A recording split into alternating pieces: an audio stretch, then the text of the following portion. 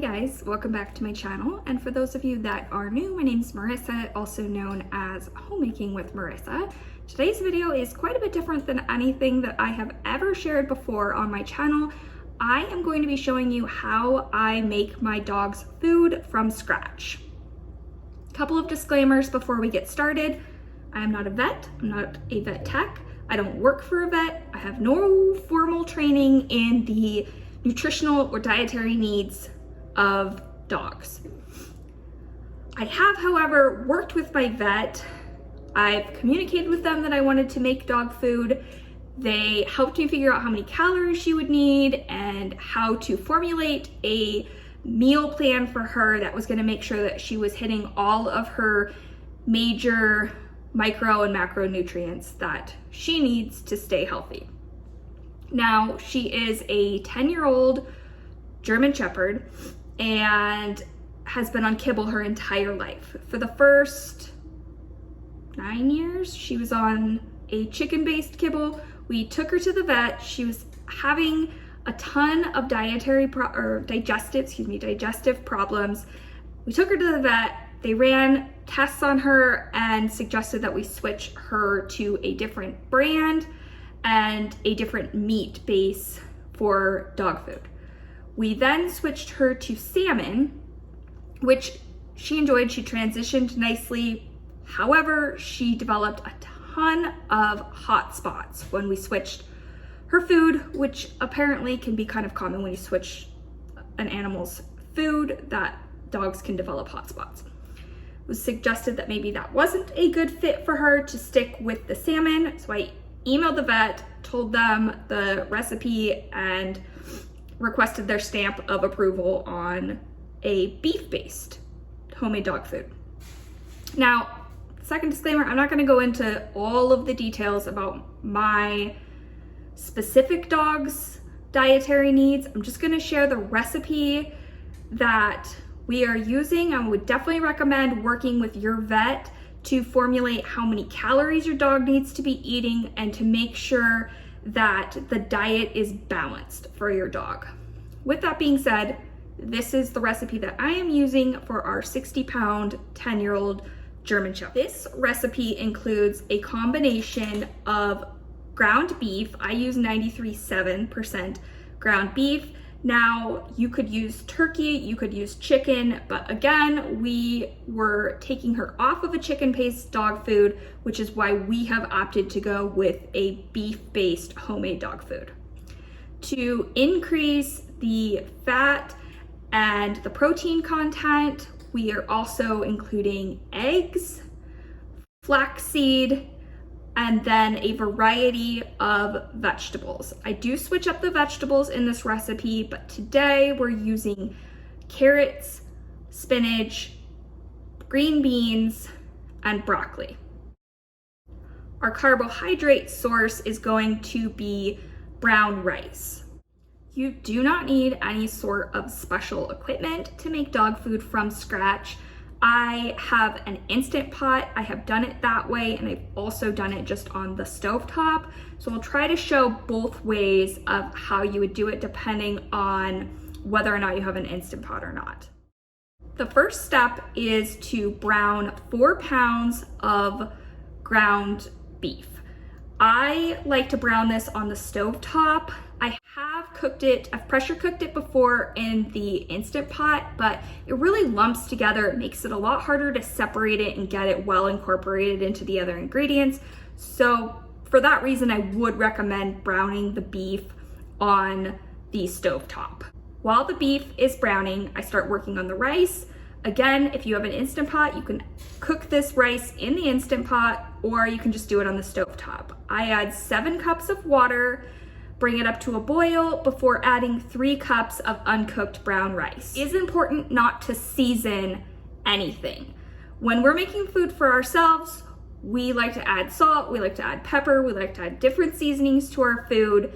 That is not something that's recommended when you're making dog food. Therefore, I don't add any salt or seasonings to my beef mixture. Once the beef is browned, I crack in 8 eggs. I do reserve the eggshells, and I'll explain why I do that later on. But I mix the eggs into the beef mixture and scramble them up until they're fully cooked through. Once the eggs have been well incorporated, I take flaxseed. I do have whole flaxseed, and I grind it up in a coffee grinder to turn it into a flax meal. You can buy it already ground up. I just find that it stays fresh longer if I buy whole flax and grind it myself. I incorporate 8 tablespoons of ground flax into our egg and beef mixture and mix that up well. Once everything is fully cooked through, I remove it from the heat and put it into a different bowl to allow it to cool. At this point, I start working on the vegetables. You have 2 options here. You can either dump all of your vegetables into your Dutch oven. I slice up the carrots to make sure that they are a smaller, more manageable size to cook. I've also done frozen carrots. You could do that. They just didn't have them at the grocery store I was at this week. I also add 1 pound of frozen broccoli. Again, you could use fresh broccoli. It's just easier for me because it's already been pre-sliced to use the frozen variety. Next, I'm adding 24 ounces of frozen green beans. These are a French style string bean in an organic variety. I don't focus on making sure that everything's organic for my dog, and that's simply because of the cost associated with making purely organic dog food. Finally, I am going to add 1 pound of spinach. You can either add 2 cups of water and cook this in your Dutch oven, or you can dump all of it into the Instant Pot if you have one available and set the timer for 0 minutes. Essentially what this is going to do is it's going to bring your vegetables up to pressure without allowing them to get mushy and overcooked. I will allow it to come up to pressure, cook for 0 minutes, and then immediately it turns off, at which point I will release the pressure and remove the vegetables from the Instant Pot. Sorry if that's loud, you can hear my Instant Pot coming up to pressure in the background. Once the vegetables are fully, there it goes. Once the vegetables are fully cooked, I remove them from the Instant Pot and I put them into a food processor. If you don't have a food processor, you can use a blender, or you could even use a potato masher to get everything really smashed up, kind of like making mashed potatoes. I mean, you're just gonna try to smash up the vegetables, and really, I just find that my dog won't eat vegetables whole. She kind of tries to pick and eat around them. I have more success if I blend them up. Again, I'm using a food processor, but use whatever you have available. Once the beef has cooled down, I add 1/4 of a cup of calcium powder. You can purchase calcium powder on places like Amazon. I have decided to make my own because it's just more cost effective. Now, it is more work, but there is a cost savings by making it myself. I make my calcium powder out of eggshells. This is something that we already have the 8 eggshells from the eggs that we use to mix into the beef. And my family is just conditioned that they do not throw away eggshells. We put them into a mason jar and store that in the refrigerator. I bring my Dutch oven up to a boil and try to put in all of the eggshells so that they stay separated, and put them in one at a time so that they have a tendency of sticking together. And the reason that you're boiling them is to get any bacteria off of the outside of the shell. Some of our eggs are farm fresh eggs and have not been pre-washed, so this is definitely an important step, period, but it's especially an important step for us because the eggs haven't been cleaned through like a processing plant. I boil the eggs for 15 minutes, pull them out and put them onto a baking sheet. I use a silicone pad lined baking sheet, put it into the oven at 250 degrees for 20 minutes. After 20 minutes, the eggs should be dry and a fairly crumbly consistency.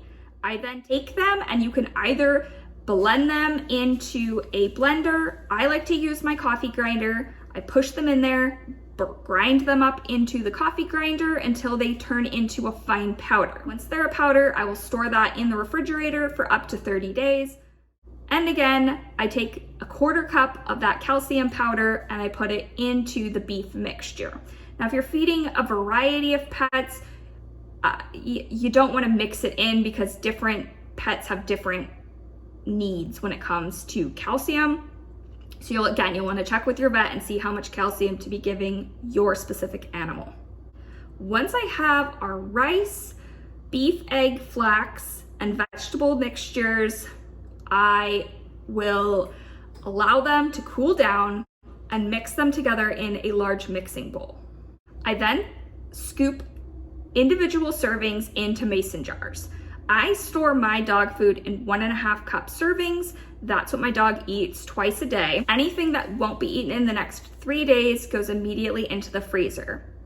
I have stored these in Ziploc bags in the past, again in 1.5 cup servings. That just wasn't the most environmentally friendly or cost-effective way to go about it, so I did invest in mason jars that we could reuse time and again for the dog. I will add that each day she does receive 1 fish oil and vitamin D supplement. They come in capsules and I just add it once a day to her homemade dog food.